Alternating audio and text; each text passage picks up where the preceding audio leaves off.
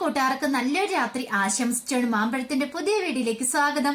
നമുക്ക് നേരെ ബാലന്റെ ഗോമതിയുടെ നാളത്തെ നല്ലൊരു പ്രമോ വിശേഷം കണ്ടാലോ. അങ്ങനെ നാളത്തെ പ്രമോ വിശേഷം നമ്മൾ കാണാൻ പോകുന്നേ ആരിനെ കയ്യിലെടുക്കാനായിട്ട് കൃഷ്ണമംഗലത്തെ അലോക് ചെല്ലുന്നുണ്ട്. കാരണം ഇനി ആരിനെ കൊണ്ട് വേണം ആ ഗോമതി സ്റ്റോഴ്സ് തകർക്കാനായിട്ട്.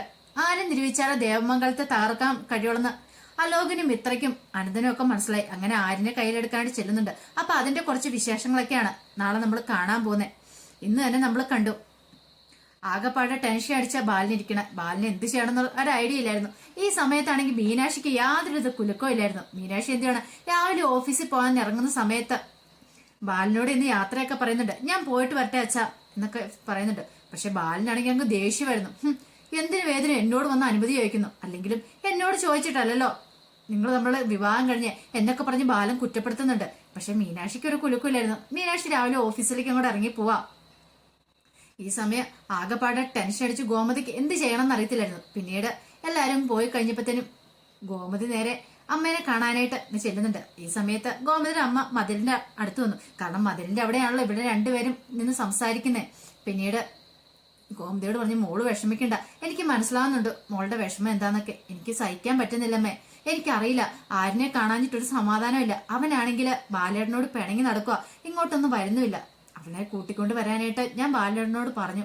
പക്ഷെ ബാലേട്ടൻ അതൊന്നും കേൾക്കുന്നില്ല എന്ന് പറയാം. സാരമില്ല, ആരിനല്ലേ, അവന് എങ്ങനെ നിക്കണം എന്നൊക്കെ നന്നായിട്ട് അറിയാം. അവൻ തിരിച്ചു വരും. നീ ഇങ്ങനെ വിഷമിക്കാതിരിക്കുക. ഇങ്ങനെ സങ്കടപ്പെട്ട് എഴുന്നേറ്റ് വല്ല കാര്യമുണ്ടോ എന്ന് ചോദിക്കാം. ഇന്ന് തന്നെയാണെങ്കിലും എനിക്കൊന്നിനും പറ്റുന്നില്ലമ്മേ. അമ്മയ്ക്ക് അറിയാലോ, മനസ്സാകെപ്പാടെ വേവലാതിപ്പെട്ടിരിക്കുക. പക്ഷെ ബാലേട്ടൻ പറയുന്നുണ്ട് സങ്കടപ്പെട ഒന്നും വേണ്ട, പഴയതുപോലെ തന്നെ എല്ലാം മുന്നോട്ട് പോരട്ടെ എന്നൊക്കെ. പക്ഷെ എനിക്ക് മനസ്സുകൊണ്ട് അതിന് സാധിക്കുന്നില്ലെന്ന് പറയാം. പിന്നെ പുതിയതായിട്ട് വന്ന മരുമോൾ എങ്ങനെയുണ്ടെന്ന് ചോദിക്കുന്നുണ്ട്. കുഴപ്പമില്ലാന്ന് തോന്നുന്നമ്മേ, എനിക്ക് അവളോട് പോലും ഒന്നും സംസാരിക്കാൻ പോലും പറ്റുന്നില്ല. അതേ ഗോമതി, ഒരു കാര്യം ഞാൻ പറഞ്ഞേക്കാം, അവള് നല്ല കുട്ടിയാണെന്നാ തോന്നുന്നത്. അതുകൊണ്ട് അവളെ ഇനി ഒരു കാരണവശാലും നീ കുറ്റപ്പെടുത്താനോ ഒറ്റപ്പെടുത്താനോ ഒന്നും പോവരുത്. അങ്ങനെ ആഗ്രഹം ഉണ്ടമ്മേ, പക്ഷെ എനിക്ക് സാധിക്കുന്നില്ല.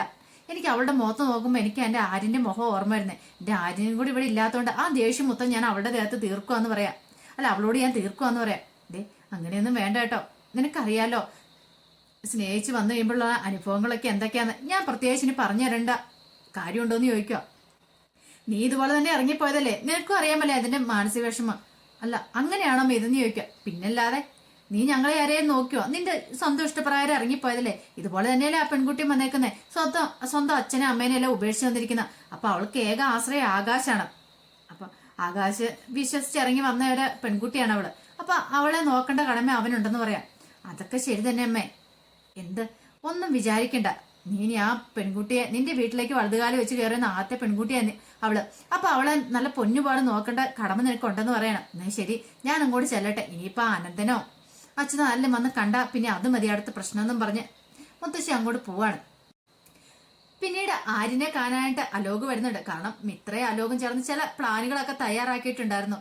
ദേവമംഗലം തകർക്കാനുള്ള ഏറ്റവും നല്ല മാർഗം ആര്യനാണ്. ആര്യനാകുമ്പോ വെട്ടെന്ന് മുറി രണ്ടെന്നൊരു സ്വഭാവമാണ്. അവന്റെ മനസ്സൊന്ന് മാറ്റിയെടുക്കാൻ സാധിക്കുവാണെങ്കിൽ ഒരു പക്ഷേങ്കില് അവനെ തകർക്കാൻ സാധിക്കുന്ന അലോകിനെ അറിയായിരുന്നു. അങ്ങനെ ആര്യനെ കാണാനായിട്ട് വന്നു കഴിഞ്ഞപ്പോ ആര്യം വലിയ മൈൻഡൊന്നും ചെയ്തില്ല. പിന്നെ ഒരു ചെന്ത, നിനക്ക് എന്ത് വേണമെന്ന് ചോദിക്കണം. അല്ല, നിന്നെ വീട്ടിൽ നിന്ന് പുറത്താക്കിയെന്ന് അറിഞ്ഞു. ഓ, അതറിഞ്ഞോ, നല്ല കാര്യമായിപ്പോ എന്ന് പറയാം. എന്നാലും നിന്നെ എന്തിനാടാ പുറത്താക്കിയത്? തെറ്റ് ചെയ്തത് മറ്റാണല്ലേ, ആകാശല്ലേ. പക്ഷെങ്കിൽ നിന്നെ പുറത്തിറക്കിയതിന് കാരണം എന്താന്ന് ചോദിക്കാം. അത് ഞാനല്ല അവർക്ക് സപ്പോർട്ട് ചെയ്ത് കൊടുത്ത, അതുകൊണ്ടാ. എന്നാലും അത് ശരിയല്ലല്ലോ ആര്യ. തെറ്റ് ചെയ്തവരകത്തും നീ പുറത്തും. ഇങ്ങനെ പോയിട്ടുണ്ടെങ്കിൽ അധികം വൈകാതെ തന്നെ നീ ആ വീടിന്ന് എന്നേക്കുമായി പുറത്തേക്കാവെന്ന് പറയാം. പിന്നെ അങ്ങനെയൊന്നും ഒരിക്കലും ഉണ്ടാവില്ലെന്ന് പറയാം. പിന്നെ ഉണ്ടാവില്ലെന്ന് കണ്ടറിയാം. നീ നിന്റെ അച്ഛനോട് എന്ന് പറ, എന്നെ വീട്ടിൽ കയറ്റാൻ പറ, അല്ലെങ്കിൽ നിനക്ക് നിന്റെ അവകാശങ്ങളൊക്കെ തരാൻ പറ. കടയും കാര്യങ്ങളും ഇഷ്ടംപോലെ പണമൊക്കെ ഉണ്ടല്ലോ. പിന്നെ നീ എന്തിനാടാ ഈ രാമേട്ടന്റെ അടുത്തൊന്നും ഇങ്ങനെ താമസിക്കുന്നേ? ആരും ഏതും ഇല്ലാത്ത താമസിക്കേണ്ട ആവശ്യമുണ്ടോ എന്ന് ചോദിക്കാം. ഇത് കേട്ടപ്പം ആര്യം പറഞ്ഞു, അതിന്റെ ആവശ്യമൊന്നും എനിക്കില്ലാന്ന് പറയാം. പിന്നെ ആവശ്യമില്ലേ പോലും.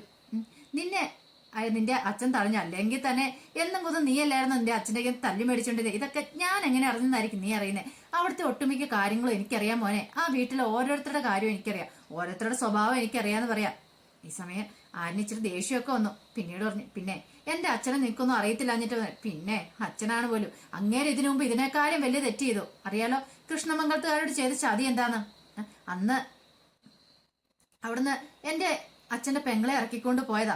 പക്ഷേങ്കില് ഇന്ന് അതുപോലെ തന്നെ നിന്റെ ഏട്ടൻ ചെയ്ത് കഴിയുമ്പോ അത് വലിയ കുറ്റമാണ് പോലും. അതിന്റെ പേരിലല്ല നിന്നെ ഇറക്കി വിട്ടേക്കുന്നത്. നീ പോയി ചോദിക്കടാ, നീ നിന്റെ അച്ഛനോട് പോയി ചോദിക്കാൻ പറയണം. ഇത് കേട്ടപ്പോ ആര്യം പറഞ്ഞു, അത് ചോദിക്കണോ വേണ്ടതെന്നൊക്കെ ഞാൻ തീരുമാനിച്ചോളാന്ന് പറയാം. പിന്നെ നീ അങ്ങ് ചെന്ന് ചോദിക്കാൻ ചെന്നാലും ഇപ്പൊ നിന്നെ കയറ്റിയേ തന്നെയാ, നിന്നെ ആ വീട്ടിലേക്കൊന്നും കയറ്റാൻ പോകുന്നില്ലെന്ന് പറയാം. ഇത് കേട്ടോ ആര്യൻ അങ്ങോട്ട് ദേഷ്യം വന്നു. ആര്യം പറഞ്ഞു, അത് ഞാൻ തീരുമാനിക്കും. പിന്നെ എന്നെ ആ വീട്ടിലേക്ക് അയച്ചില്ല, ഞാൻ എന്ത് ചെയ്യും, പോലീസ് സ്റ്റേഷൻ കൊണ്ട് കേസ് കൊടുക്കും.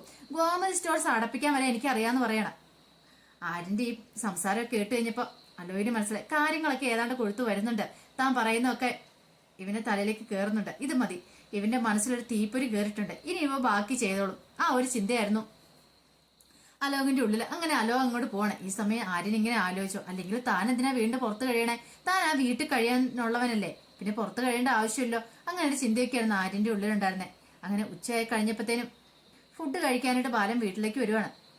ഈ സമയം ഗോമതി ഫുഡൊക്കെ എടുത്തു വെച്ചു. ഗോമതിന് മൊത്തം സങ്കടം കണ്ടപ്പം ബാലൻ ചോദിച്ചു, നീ എന്തിനാ ഗോമതി ഇങ്ങനെ സങ്കടപ്പെട്ടിരിക്കുന്നത്, ഇവിടെ അല്ല അല്ല മഴിച്ചു പോയെന്ന് ചോദിക്കുക. അല്ല ബാലേട്ടൻ, ഞാൻ പറഞ്ഞല്ലോ കൂടുതലൊന്നിനും നീ പോണ്ട, ഇവിടെ എന്നത്തെ പോലെ തന്നെ മുന്നോട്ട് പോട്ടെ, ഇതിന്റെ പേരിൽ ഇവിടെ ഒരു പ്രശ്നം ഉണ്ടാകാൻ പാടില്ലെന്ന് പറയണം. എന്നാലും ആരിനെ പോയി ഒന്ന് തിരിച്ചു വിളിച്ചുകൂടെ? അവൻ ഇങ്ങോട്ട് കൂട്ടിക്കൊണ്ട് വന്നില്ല, അവൻ എങ്ങനെ ആ രാമേട്ടൻ അതിൽ കഴിയുമെന്ന് ഓർത്തണ്ട, അവൻ എങ്ങനെയും കഴിച്ചോളും. അവന്റെ കാര്യത്തിൽ നീ കൂടുതൽ ആളാവണ്ട, പറഞ്ഞ കേട്ടല്ലോ. അവന്റെ കാര്യം നോക്കാനായിട്ട് അവന് പ്രാപ്തിയുണ്ട്, അതുകൊണ്ടാണല്ലോ അവൻ ഓരോ തീരുമാനങ്ങളൊക്കെ എടുക്കുന്നത്. അല്ലെങ്കിലും നമ്മൾ ഉദ്ദേശിക്കുന്ന പോലെ ഒന്നും അല്ലല്ലോ ഗോമതി കാര്യങ്ങളൊക്കെ നടക്കുന്നേ, നിനക്ക് അറിയാലോ. ഇനിയിപ്പം നീ ഒന്ന് ഓർത്തു നോക്കിയേ, ആനന്ദനാണെങ്കിലും ആനന്ദനാണെങ്കിലും നല്ലൊരു കല്യാണാലോചന വരുവോ? ഏട്ടൻ നിൽക്കുന്ന സമയത്തല്ല അനിയൻ വിവാഹം കഴിച്ചേ, അവനെ എത്രയും പെട്ടെന്ന് ഒരു വിവാഹം കഴിപ്പിക്കണം, അതാ ഇനി എന്റെ അടുത്ത ചിന്ത. അല്ലെങ്കിൽ നാളെ മിക്കവാറും അവനെ ഇങ്ങനെ ഒരുത്തിനെ വിളിച്ചോണ്ട് വന്നാൽ എന്ത് ചെയ്യും? ഇത് കേട്ടപ്പം അനുസരി അങ്ങനെയൊന്നും അനന്തേട്ടൻ ചെയ്യത്തില്ലെന്ന് പറയും. പിന്നെ നീ ഒരക്ഷരം മിണ്ടിപ്പോയരുത്, നീ എല്ലാവർക്കും സപ്പോർട്ടല്ല നിൽക്കുക. അല്ലച്ചാ ഞാൻ സപ്പോർട്ടല്ല. ഈ കേട്ടപ്പോ ഗോമതിയെ അങ്ങനെ അവൻ വിളിച്ചോണ്ട് വരുന്ന എനിക്ക് തോന്നില്ല. അങ്ങനെ വിളിച്ചോണ്ട് വരാനായിരുന്നെങ്കിൽ മുമ്പ് ആ സ്നേഹിച്ച ആ പെൺകുട്ടിനെ അവൻ വിളിച്ചോണ്ട് വരുമായിരുന്നല്ലോ, അവൻ അങ്ങനെയും ചെയ്തില്ലോ എന്ന് പറയാൻ പറ്റില്ല ഗോമതി. മക്കളുടെ കാര്യമൊന്നും ഇന്നത്തെ കാലത്ത് അവരെന്താ ചിന്തിക്കുന്നതെന്ന് പോലും നമുക്ക് പറയാൻ പറ്റില്ല. അതുകൊണ്ട് എത്രയും പെട്ടെന്ന് ആനന്ദിനെ കൊണ്ടൊരു വിവാഹം കഴിപ്പിക്കണം, അവന് ചേരുന്ന ഒരു പെൺകുട്ടിയെ കണ്ടെത്തണമെന്ന് പറയാം.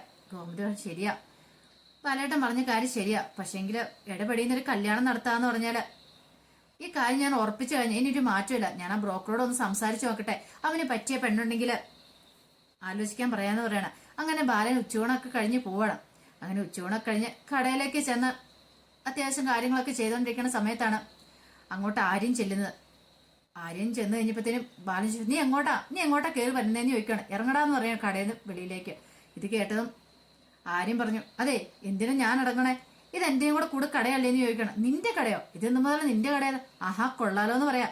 ഇത് കേട്ടതും ആര്യം പറഞ്ഞു, ഓ അപ്പൊ എന്നെ വീട്ടിൽ നിന്ന് പടിയടിച്ച് പിണ്ടം വെച്ചായിരിക്കും അല്ലേന്ന് ചോദിക്കണം. അങ്ങനെയാണ്, ഞാൻ വെറുതെ വിടാൻ പോകുന്നില്ല, എനിക്ക് കിട്ടാനുള്ളതൊക്കെ മേടിച്ചോണ്ട് ഞാൻ പോകണമെന്ന് പറയാം. ഇത് കേട്ടപ്പോ ബാലമൻ, എന്നാ പിന്നത്തേക്ക് ആക്കണ്ട, ഇപ്പൊ തന്നെ നീ മേടിച്ചോണ്ട് പൊക്കോളാൻ പറഞ്ഞ് കൈ നോക്കിക്കൊണ്ട് അങ്ങോട്ട് വരുവാണ്. ഈ സമയം രാമേട്ടൻ പറഞ്ഞു, കുഞ്ഞ് നീ എന്ത് പരിപാടിയാണ് കാണിക്കുന്നത്, ഇങ്ങ് വരാനും പറഞ്ഞിട്ട് ആര്യനെ അങ്ങോട്ട് കൂട്ടിക്കൊണ്ട് പോവാണ്.